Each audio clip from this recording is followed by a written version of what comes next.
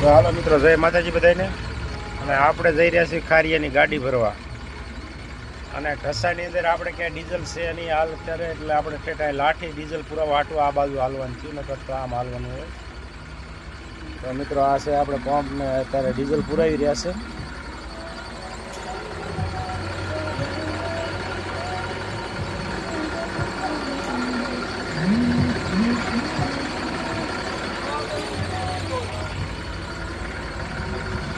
તો મિત્રો આપણે ડીઝલની શોર્ટેજ છે કે સરકારને ભાવ ચડાવવાના છે, હવે કાંઈ નક્કી થતું નથી.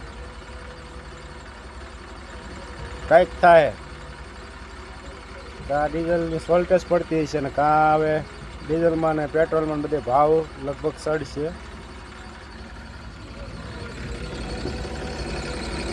અને અમારો સ્ટાફ બધો અંદર બેઠો છે.